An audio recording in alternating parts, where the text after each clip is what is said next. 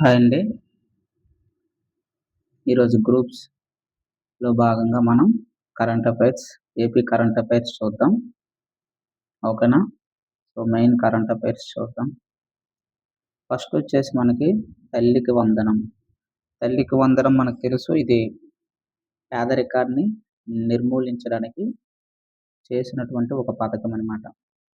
Sustainable development గోల్స్‌లో మనకి మొట్టమొదటి goal అయినటువంటి పేదరిక నిర్మూలనకి ఇది ఉపయోగపడుతుంది మనకి. ఎవరైతే వాళ్ళ యొక్క పిల్లలని స్కూల్‌కి పంపించినంత మాత్రం చేత మనకి ఎంతమంది పిల్లలుంటే అంతమందికి ఏడాదికి 15,000 చొప్పునైతే ఇస్తారనమాట. అందులో 1వ తరగతి నుంచి 12వ తరగతి విద్యార్థులకి. ఓకేనా? దానికి కొన్ని టర్మ్స్ అండ్ కండిషన్స్ ఉంటాయి. ఓకేనా?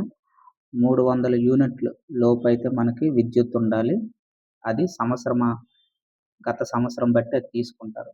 అలాగే కార్లు గట్టా ఉండకూడదనమాట. 4 చక్రాలు ఉండేటటువంటివి కార్లు ఉండకూడదు. ఆటోలు, టాక్సీలు ఇవి మినహాయింపనమాట. ఇలా సమ్ కండిషన్స్ అయితే మనకు పెట్టి ఇచ్చారనమాట. దాదాపుగా మనకి 67 లక్షల మంది విద్యార్థులకి ఇది ప్రయోజనం చేకూరుతుంది. అలాగే 42 లక్షల తల్లుల ఖాతాలోకి ఈ అమౌంట్ జమ చేయడం అనేటటువంటిది జరుగుతుంది. ఎంత అంటే ఈ ఆర్థిక సంవత్సరానికి మనకి 10,120 కోట్లయితే పంపిణీ చేయడానికి సిద్ధంగా ఉన్నారనమాట. ఓకేనండి. ఇది మనకి ఇంపార్టెంట్. Important article. ఏ రోజు? జూలై 22న. ఓకేనా? తర్వాత ఆర్టికల్ మనకొచ్చేసి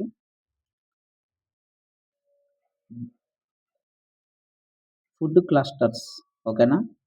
ఫుడ్ క్లస్టర్స్ అయితే ఏర్పాటు చేస్తున్నారు. దాని గురించి మనకి ఇన్ఫర్మేషన్ ఆర్టికల్ అయితే వచ్చింది ఇక్కడ మనకి. AP, UAE United Arab Emirates Abu Dhabi capital మనకి.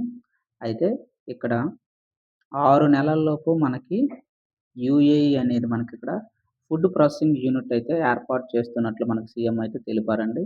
అంతేకాదు మన ఆంధ్రప్రదేశ్‌లో ఉండేటటువంటి పారిశ్రామికవేత్తలు ఎవరైతే ఔత్సాహికులున్నారో వాళ్ళకి ప్రోత్సాహకాలు ఇటువంటివి గూడా ఉన్నాయి అనేవి మనకిక్కడ ఎక్స్‌ప్లెయిన్ చేశారనమాట వాళ్ళకి. అదేవిధంగా 200కు పైగా మనకి ఉద్యానవన క్లస్టర్స్‌తో ఆక్వా పరిశ్రమ అయితేనేమి, మిర్చి, పామ్ ఆయిల్, కోకో, కాఫీ ఇటువంటివన్నీ కూడా మనకి ఎగుమతి చేస్తున్నామనమాట.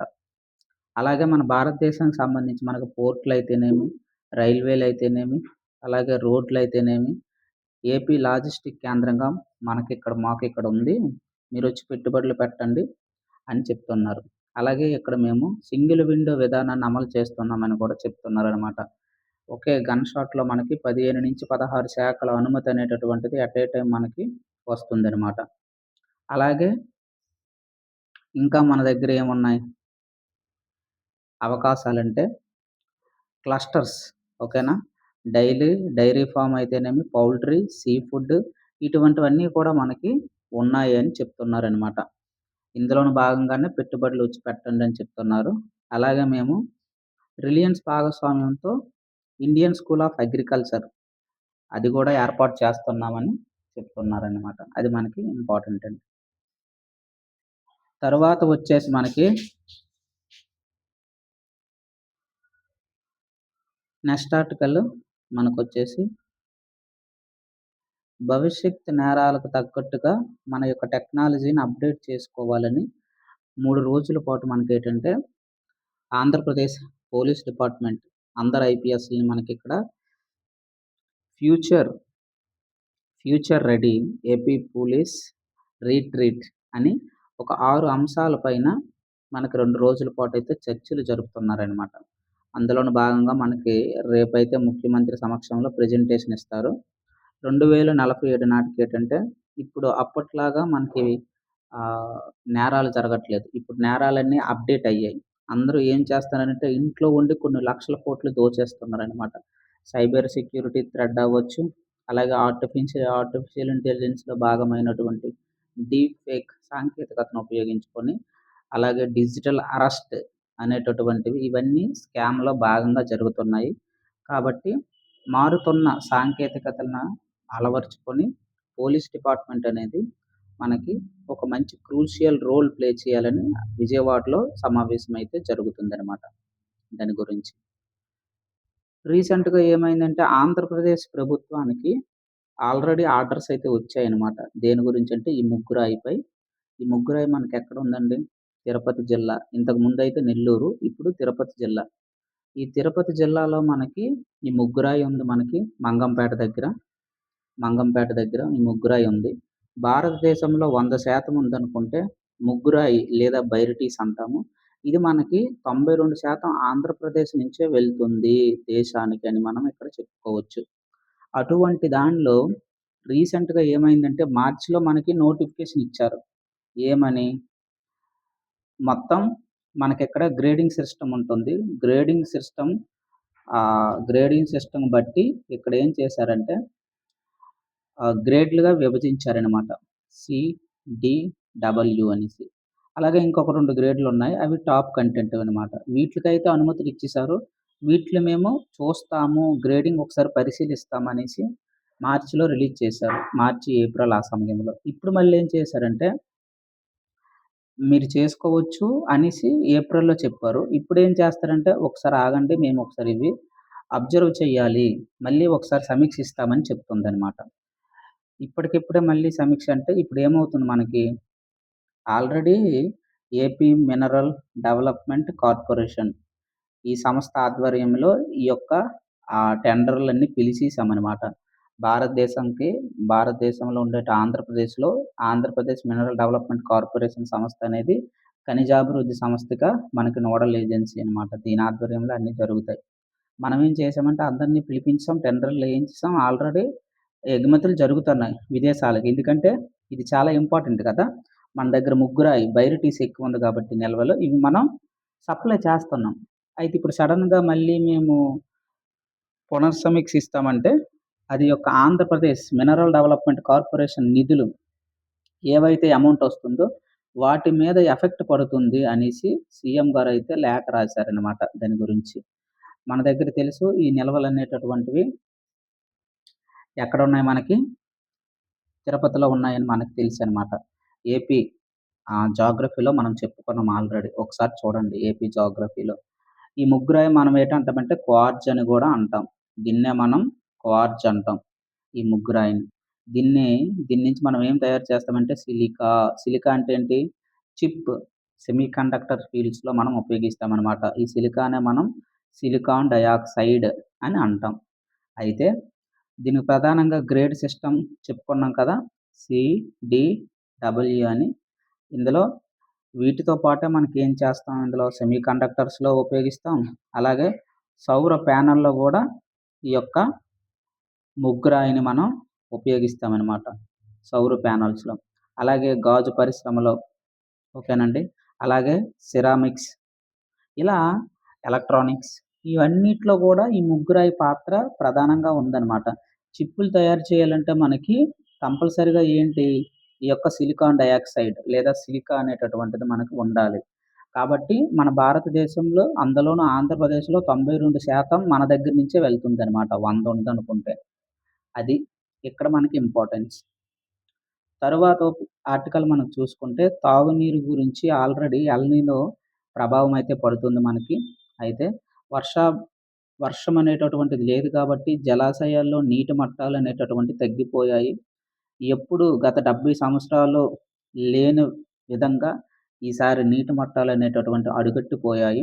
కాబట్టి అప్రమత్తం అవ్వాలి.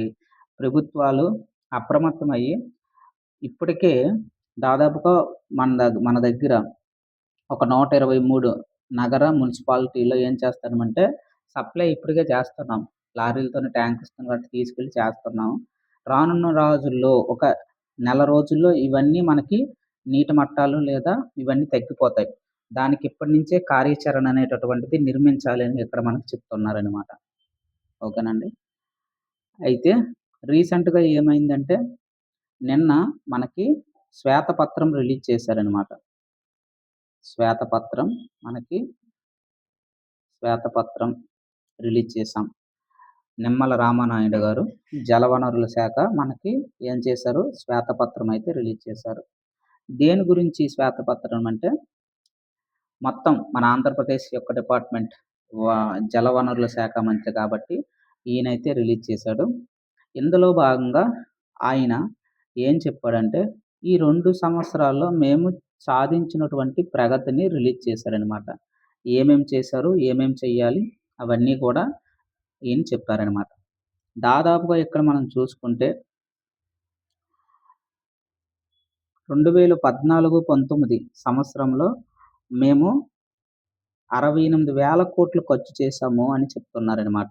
2014, 19 సంవత్సరంలో 68,000 ఖర్చు చేశాము. ఎంత బడ్జెట్‌లో? 7,00,000 బడ్జెట్‌లో 7,00,000 బడ్జెట్‌లో 68,000 ఖర్చు చేస్తే ఓన్లీ రాయలసీమ ప్రాజెక్టులకే 12,000 ఖర్చు పెట్టామని చెప్తున్నారనమాట. అలాగే మేమిక్కడ చూసుకుంటే ఇక్కడ ఈసారి ఈ 2 సంవత్సరంలో మేము సాగునీటి ప్రాజెక్టులకి 24,611 ఖర్చు చేశాం.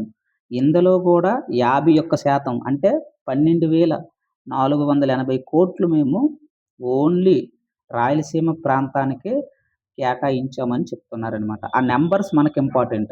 Recent data important. AP economy అంటే ఇదే. సెపరేట్‌గా మనం ఏమి క్లాసెస్ ఉండవు మనకి. ఎందుకంటే బేసిక్స్ అయితే చెప్పుకుంటాం అందులో. దానికి కావాల్సినటువంటి ఇరిగేషన్ ప్రాజెక్ట్స్ ఇవన్నీ చెప్పుకుంటాం గానీ, ఆటిల నుంచి 1 ఆర్ 2 మార్క్సెస్ ఇస్తాడు. వీటి నుంచి 10-20 మార్క్స్ ఇస్తాడు. వెయిటేజ్ అలా ఉంటుందనమాట.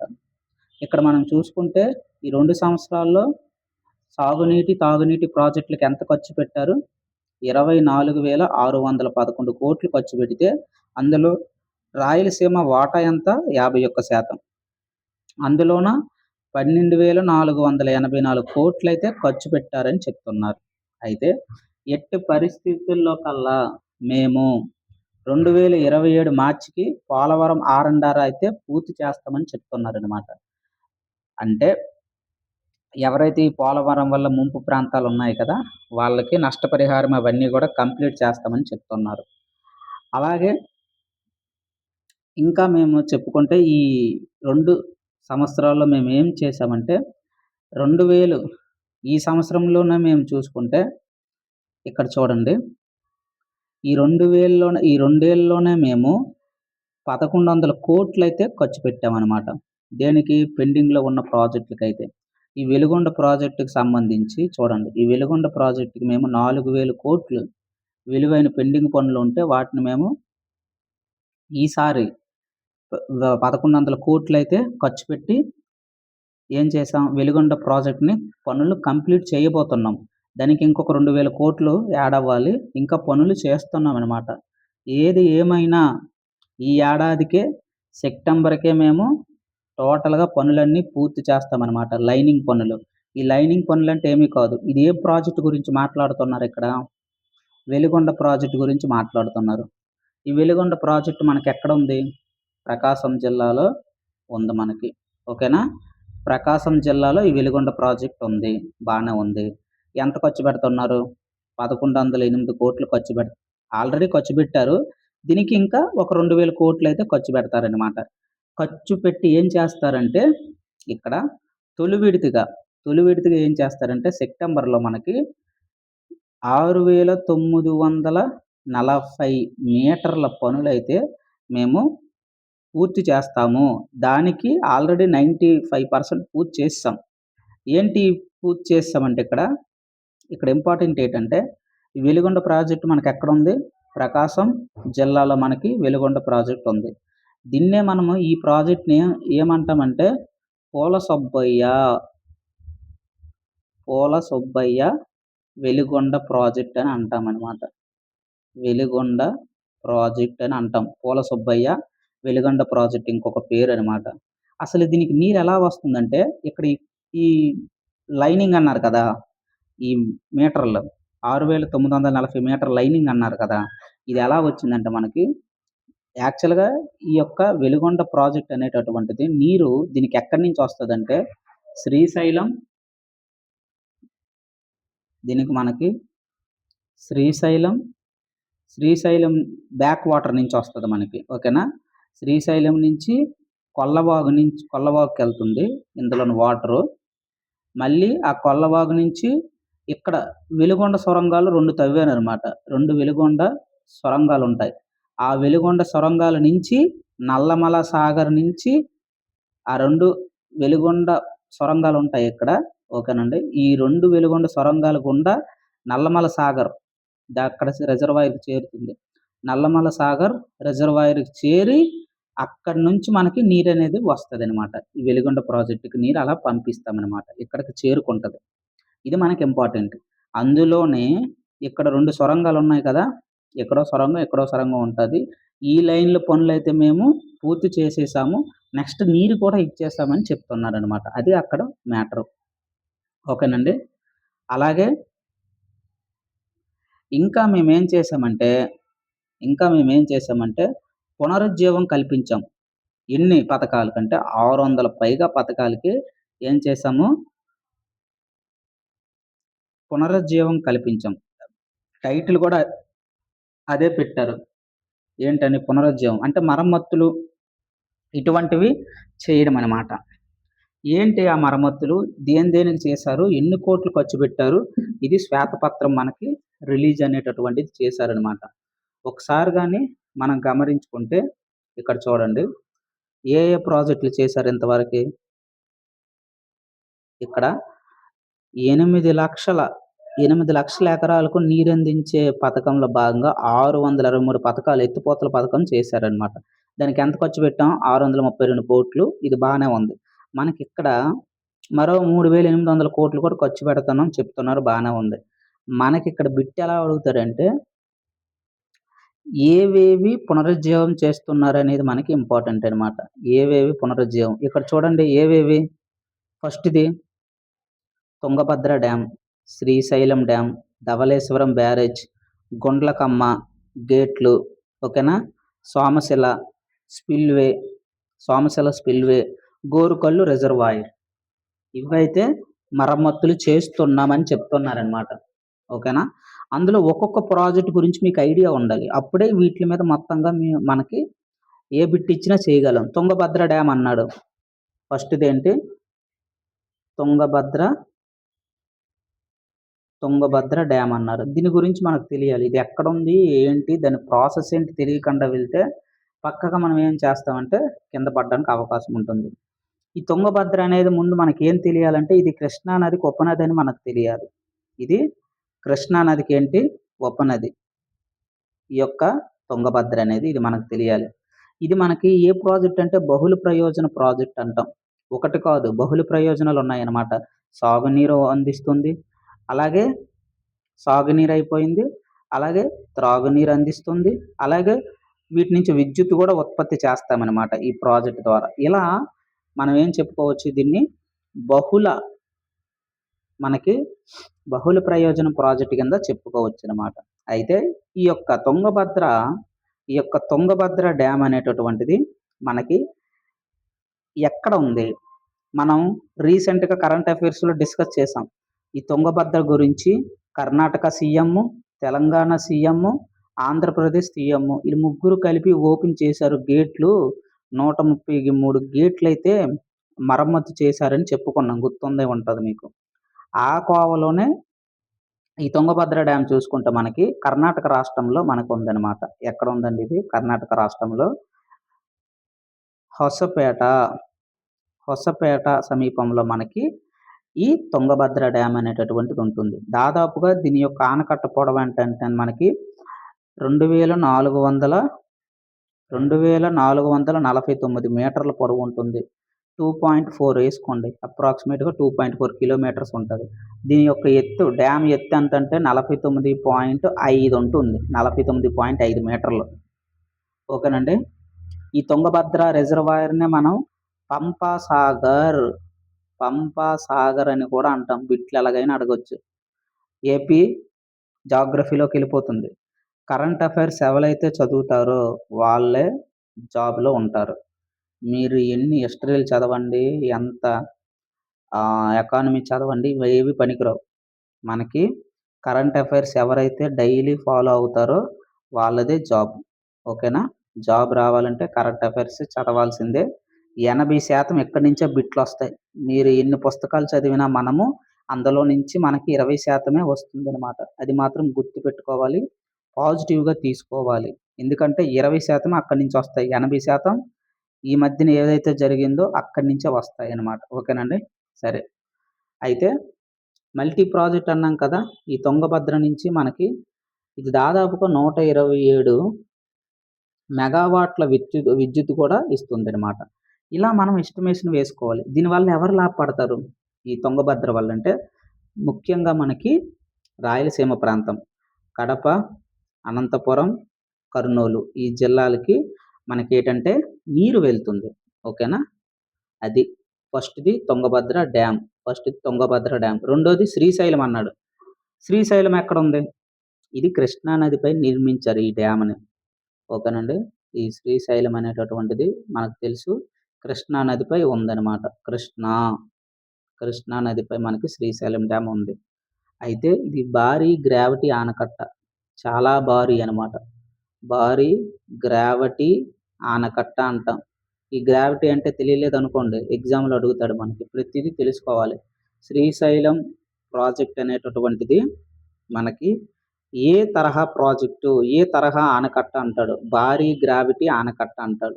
ఈ గ్రావిటీ అంటే ఏటంటే ఏం లేదు. ఇది మనం ఇక్కడ కట్టాం కదా! కృష్ణా నది పైన మనం శ్రీశైలం డ్యామ్ కట్టాం. ఈ ఆనకట్ట అనేటటువంటిది ఏంటంటే కింద బాగా లోతుగా పొడవుగా కాంక్రీట్ ఏస్తారనమాట. అక్కడి నుంచి పైకొచ్చేసరికి సన్నంగా పనులు పైకి అలా వేస్తారనమాట. దీన్నే మనం గ్రావిటీ అంటామనమాట. ఇక్కడ మనం ఏటంటే ఇక్కడ వాటర్ వస్తది కదా! ఈ వాటర్ వచ్చి ఇది నదిలో మనకు వాటర్ ఉంటుంది కదా! ఈ డ్యామ్ దగ్గరికి ఇక్కడ వచ్చి తగులుతది. ఈ వాటర్ అంతా. ఇప్పుడేంటంటే ఈ ఆనకట్ట యొక్క బరువే నీటి ఒత్తిడిని తట్టుకునేటట్టుగా ఆనకట్టను కడతామనమాట. దీని బరువే ఈ యొక్క నీటిని కంట్రోల్ చేయగలదు. అంతగా మనం ఈ ఆనకట్టను కడతాం. అటువంటి ఆనకట్టనే మనం గ్రావిటీ ఆనకట్ట అంటామనమాట. పేరులోనే ఉంది. గ్రావిటీ అంటే గురుత్వాకర్షణ. అంటే ఈ ఆనకట్ట యొక్క గురుత్వాకర్షణ బలం వల్ల ఈ నీరు నిలబడుతుంది. అలా కాపలా కాస్తుందనమాట. ఇది ఇరిగిపోవడము, ఒరిగిపోవడము జరగదు. ఓకేనండి.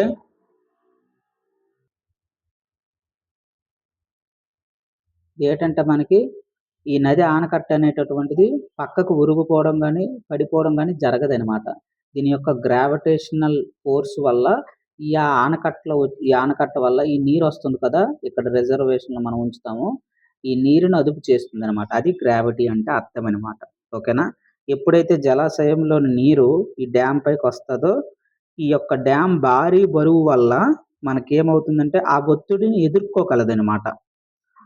దాన్నే మనం గ్రావిటీ ఆనకట్ట అంటాం. ఓకేనా? అయితే ఇది శ్రీశైలం డ్యామ్ అనేటటువంటిది గ్రావిటీ ఆనకట్ట అని చెప్పుకోవచ్చనమాట. దీనివల్ల మనకేంటి కుడి కాలువ మన దగ్గర ఉంది. ఓకేనా? దీని కుడి కాలువ వల్ల మనకి 770 మెగావాట్లయితే ఉత్పత్తి అవుతుంది. ఇది బహుళ ప్రాజెక్టే. ఓకేనా? కృష్ణా నదిపై నిర్మించాము.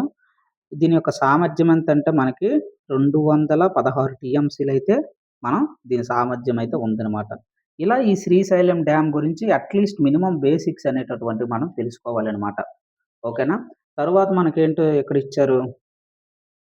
తర్వాత ఇక్కడేమిచ్చాడు శ్రీశైలం తర్వాత ధవళేశ్వరం ఇచ్చాడు. శ్రీశైలం తర్వాత ధవళేశ్వరం. ఏంటి ధవళేశ్వరం? ఇది అందరికీ మనకు తెలుసు. అతి పురాతనమైనటువంటి ఆనకట్ట అని మనకు తెలుసు. ధవళేశ్వరం అనేటటువంటిది. ఓకేనా? ఇది మనకి గోదావరి నదిపై ఉంది. ధవళేశ్వరం అనేటటువంటిది గోదావరి నది పైన మనకుంది. దాదాపుగా 3.6 కిలోమీటర్లయితే మనకి ఈ ఆనకట్ట పొడవుంది. ఎన్ని గేట్లున్నాయి? 175 గేట్లున్నాయి. ఇది కూడా మరమ్మతులు చేస్తున్నాం. ఓకేనా? ఇవన్నిటికి మరమ్మతులు చేస్తున్నాము అని ఇక్కడ చెప్తున్నారు. ధవళేశ్వరం తర్వాత గుండ్లకమ్మ గేట్లు.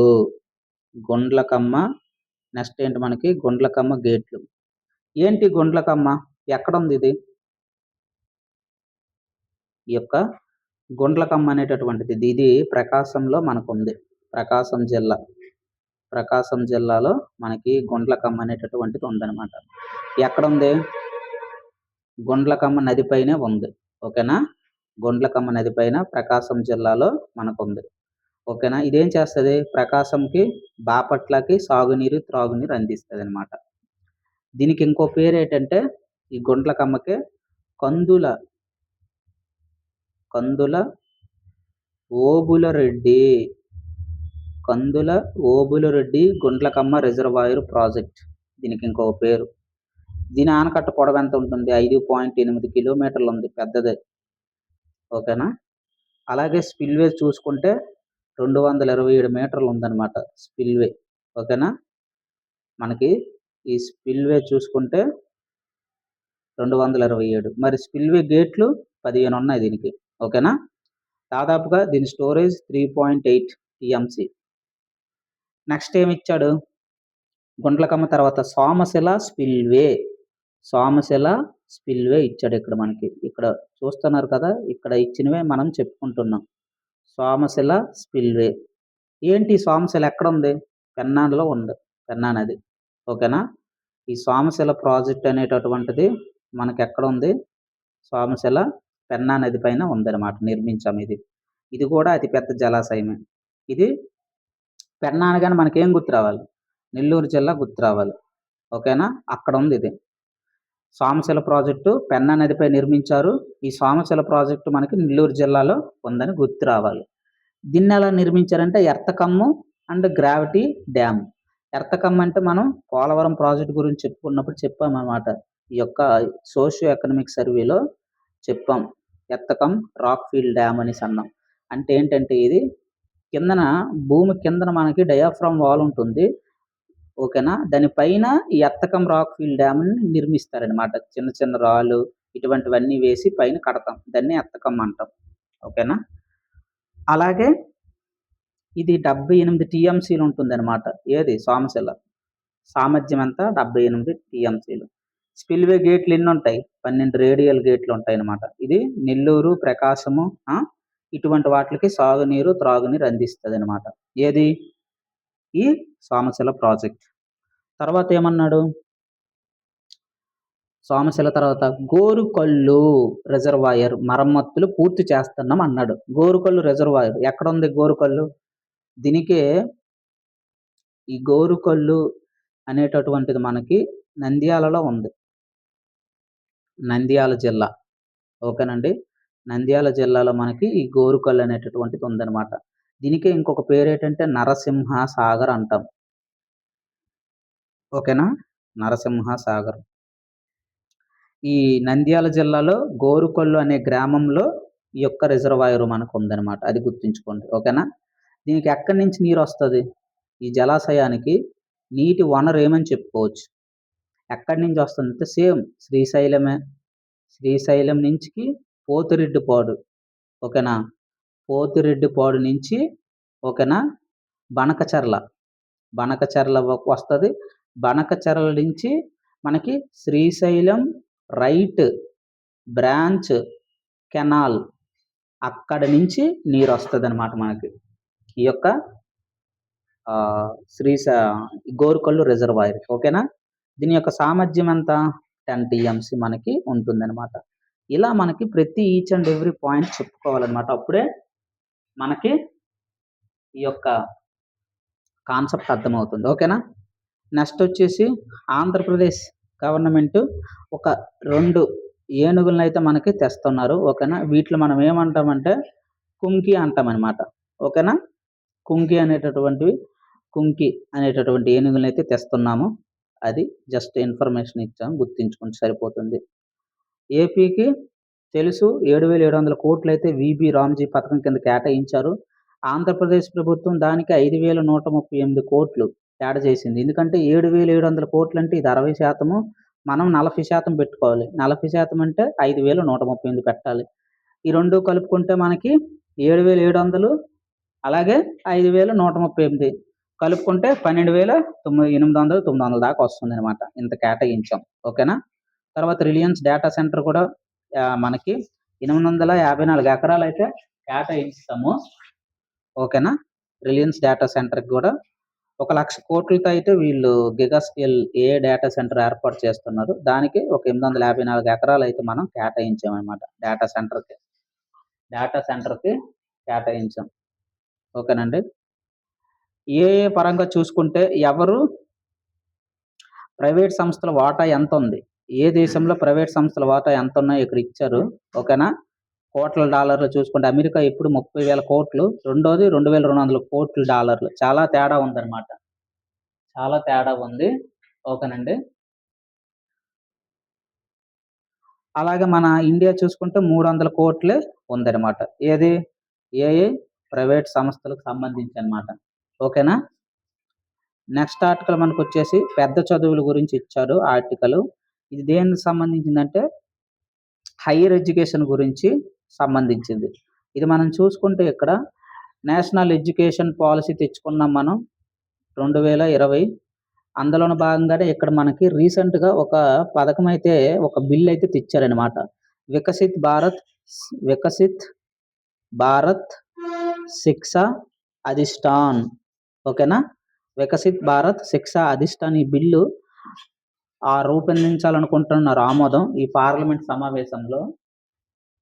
మనకి ఈ వికసిత్ భారత్ శిక్షా అధిష్టాన్ అనేటటువంటిదైతే మనం ఏం చేయాలనుకుంటున్నారు? ఈ పార్లమెంట్ సమావేశాల్లో ఆమోదించాలనుకుంటున్నారు. అలాగే ఈ ఉన్నత విద్య మీద ఇప్పుడేంటంటే చాలా సంస్థలున్నాయి. ఎన్‌టీఏ అవ్వచ్చు, అలాగే ఏఐసీటీఈ అవ్వచ్చు, అలాగే ఎన్‌సీఈఆర్‌టీ అవ్వచ్చు.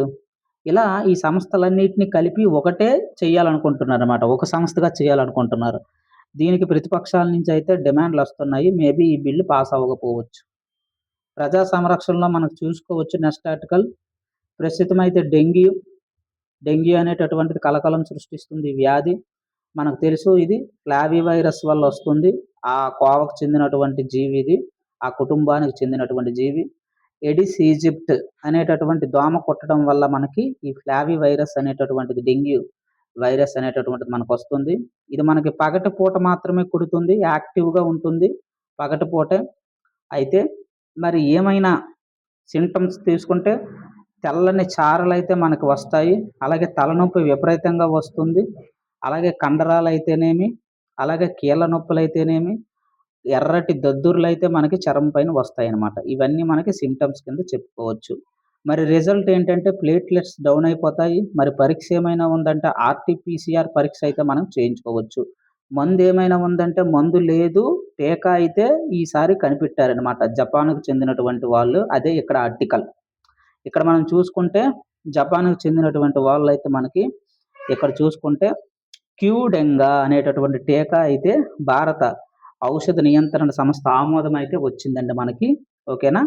తద్వారా ఈ యొక్క టీకా అయితే మనం వేసుకోవచ్చనమాట. 3 నెలల్లో 0.5 మిల్లీలీటర్లు ఓకేనా? మిల్లీమీటర్లు మనకి దీన్ని వేసుకోవాలనమాట. 3 సార్లు 2 మోతాదుల్లో వేసుకోవాలి. 3 నెలల లోపనమాట. ఇన్ టర్మ్స్‌లో. అయితే మనకిక్కడ చూసుకుంటే ఇక్కడ అదే దాని గురించి ఇక్కడ ఇచ్చారు మొత్తానికి. ఆర్టికల్ గురించి. ఆర్టికల్ అంతా అదే మనకు చెప్తుందండి. అలాగే ఈ యొక్క డెంగ్యూ మనకు తెలుసు సైరో టైప్స్ ఉంటాయి మనకి డెంగ్యూలో. అంటే ఎన్ని విధాలుగా దీని యొక్క వేరియంట్స్ డెంగ్యూ 1 అలాగే 2, 3, 4 ఇలా 4 వేరియంట్లు ఇది మనకొస్తుంది. ఫస్ట్ సారి కుడితే ఓకే గానీ రెండోసారి కూడా మనకు గానీ ఈ వ్యాధి వచ్చిందంటే డేంజరే. ఎందుకంటే ఇది యాంటీబాడీ డిపెండెంట్ ఎన్హాన్స్ ఏడీఈ ఇది వ్యవస్థ మనకి దెబ్బతింటది. తద్వారా ఏమైనా జరగొచ్చనమాట. దాని గురించి ఆర్టికల్ అది. ముగ్గురాయి గురించి చెప్పుకున్నాం కదా ఇందాకలే. రాష్ట్రంలో మనకి నేతన్నలకైతే 2 పురస్కారాలొచ్చాయండి. ఓకేనా? చేనేత రంగంలో మనకు వెంకటేశ్వరరావు. ఓకేనా? అలాగే ఇంకొకతను గూడా వచ్చారు మనకిక్కడ ఎంపికయ్యారు మనకి. మురకల నటరాజు. ఓకేనా? ఈళ్ళిద్దరికైతే చేనేత జాతీయ పురస్కారాలైతే లభించాయి. చేనేత రంగానికి కృషి చేసినటువంటి రాష్ట్రానికి చెందిన 2 నేతలకి. ఎవరెవరు జాతీయ పురస్కారాలైతే వచ్చాయి? ఒకటి వెంకటగిరి చీరలు.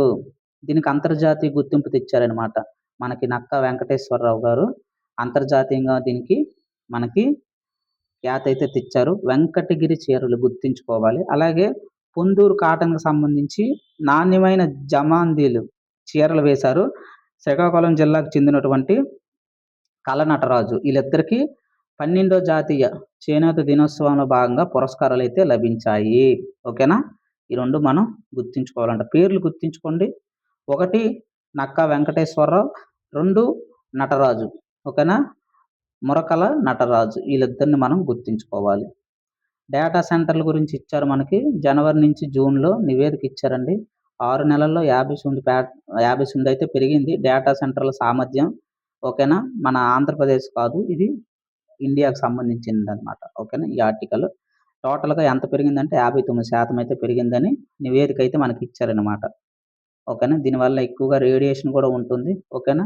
ఆపరేషన్స్ అన్నీ అమెజాన్ వెబ్ సర్వీస్ అవ్వచ్చు, క్లౌడ్ కంప్యూటింగ్స్ అవ్వచ్చు, మైక్రోసాఫ్ట్ వాళ్ళు అవ్వచ్చు, అలాగే వీళ్ళందరివి స్పేస్ ఎక్స్ వాళ్ళు అవ్వచ్చు, డేటా సెంటర్‌లందరూ వాళ్ళు తెలివిగా ఏం చేస్తారంటే వాళ్ళ రాజ్యాల్లో కాకుండా పక్క రాష్ట్రాల్లో పెడతారనమాట. ఎందుకంటే ఆటిల్ని మొత్తం సర్వర్‌లందరూ ఇక్కడ పెట్టుకుంటాడనమాట. ఓకేనా? ఎక్కువ హీట్ రాకుండా వాళ్ళ దేశాలు బావుంటాయి. మన దేశాలు పాడైపోతాయి. ఇవి మనకు తెలియకుండా మన వాళ్ళేంటంటే ఈ పెద్ద సంస్థలని మనం ఫీల్ అవ్వాల్సొస్తుంది. వీట్లి వల్ల జాబ్‌లు గట్టా ఏమి ఉండవు. ఓకేనా? ఇవి జస్ట్ మెయింటెనెన్స్ చేసుకోవాలంతే. ఆ మెయింటెనెన్స్ చేసుకోవడానికి మనం దీనికి ఎక్విప్‌మెంట్ కల్పించాలి. ఈ యొక్క సర్వర్‌లన్నీ కూల్ చేయడానికి. అటువంటి ప్రదేశం ఎక్కడయ్యా అంటే మనకు కనిపిస్తాయి. మనం ఎక్కడో వాడుకుంటున్నారనమాట. అది మనకు అర్థమవ్వాలి. విదేశీ ఎక్స్‌చేంజీలో భారత కంపెనీల నమోదుకు నిబంధన సరళీకరణమైతే చేశారు. ఇంతవరకు ఏటంటే మనం స్టాక్ మార్కెట్‌లో పెట్టాలంటే విదేశీ పెట్టుబడుల్ని మనోళ్ళు ఏం చేశారంటే ఒక కొత్త నిబంధన అయితే తెచ్చారనమాట. ఎప్పుడు 2026, 27 ఈ యొక్క సంవత్సరంలో ఈ ఆర్థిక సంవత్సరంలోనే తెచ్చామనమాట. ఏంటంటే ఈజీగా వ్యాపారం చేసుకోవడానికి. ఓకేనా? ఏవైనా సలహాలు, సూచనలుంటే 31 దాకా ఆగస్టు 31 దాకా ఇస్తున్నాం. ఒకసారి పెట్టుకోండనేసి. ఏం లేదు. ఇప్పుడు మన భారతీయ కంపెనీలున్నాయి కదా! వాళ్ళు ఈక్విటీలని విదేశాల్లో పెట్టుకోవచ్చనమాట. ఓకేనా? వాళ్ళ యొక్క షేరుల్ని గట్టా విదేశాల్లో మార్కెట్‌లో జారీ జేసుకోవచ్చు. ఓకేనా? అయితే ప్రస్తుతం ఎంతైతే వాళ్ళకి వాటా ఉందో ఆ షేర్‌నైతే అమ్ముకోవచ్చాళ్ళు. ఓకేనా? ఇదే కొత్త నిబంధన తెచ్చామనమాట. ఓకేనా? అలాగే బయటోళ్ళు గూడా మన దాంట్లో పెట్టొచ్చనమాట. ఓకేనా? ఈ నిబంధన తెచ్చామనమాట. మెయిన్‌గా మనం గుర్తుంచుకోవాల్సింది ఏంటంటే, మన స్టాక్ ఎక్స్‌చేంజర్‌లు ఎవరైతే ఉన్నారో పెట్టుబడులు పెట్టేవాళ్ళు విదేశాల్లో వా ఈ పెట్టుబడులను వాళ్ళు షేర్స్‌ని అమ్ముకోవచ్చనమాట. ఓకేనా? అదే ఇక్కడ కొత్త ఇదనమాట. ఇక్కడ మనం చూసుకుంటే ఇది ఇంపార్టెంట్ అడుగుతాడు. ప్రిలిమ్స్ పక్కా బిట్టు. ఓకేనా? మధ్యప్రదేశ్‌లో యూజీసీ ఓకేనా? యూజీసీ ఉమ్మడి పౌర స్మృతి ఓకేనా? యూనిఫార్మ్ సివిల్ కోడ్ అనమాట. ఓకేనా? ఇదైతే యూసీసీ ఓకేనా? యూనిఫార్మ్ సివిల్ కోడ్ అయితే ఆళ్ళు కూడా బిల్ అయితే తెచ్చేసారు. మొత్తానికి కాంగ్రెస్ నిరసన మధ్య అయితే ఆమోదం తెలిపింది. బహుభార్యత్వాన్ని ఇది మనం నిర్మూలిస్తుందనమాట. అందరూ ఒకటే హిందువులు, క్రిస్టియన్‌లు ఈళ్ళందరూ ఎన్ని మతాలున్నాయో అందరి మతాలకి ఒకటే కోడ్ ఇకన. అదే యూనిఫార్మ్ సివిల్ కోడ్ అంటామనమాట. ఇంతవరకు ఎంతమంది మనది ఇది 4 రాష్ట్రం అనమాట ఆమోదించింది భారతదేశంలో. ఎందుకంటే ఇంతకుముందు మనకి ఫస్ట్ గోవా ఉన్నారు, తర్వాత అస్సాం ఉన్నారు, తర్వాత ఉత్తరాఖండ్ ఉన్నారు. ఓకేనా? ఇప్పుడు మధ్యప్రదేశ్ గూడా ఈ బిల్లుకి ఆమోదం తెలిపింది. పోలవరం ఈ ఈ ఏంటంటే ప్రాజెక్ట్‌ల గురించి డిస్కస్ చేశాం కదా! శ్వేతపత్రం గురించి 51% రాయలసీమకి కేటాయించమని చెప్తున్నారు. ఈ డీటెయిల్స్ అంతా ఇప్పుడు మనం ఆల్రెడీ చూసాం. ఓకేనండి. ఛానెల్‌నైతే సబ్స్క్రైబ్ చేసుకోండి. మంచి కంటెంట్ అయితే మనకి ఇవ్వడం ఇక్కడ జరుగుతుంది. ఆల్రెడీ గ్రూప్ 2 అన్ని 3 సబ్జెక్ట్స్ అయితే మనం లాంచ్ చేసాం. ఒకసారి చూడండి ఛానెల్ విజిట్ చేసి.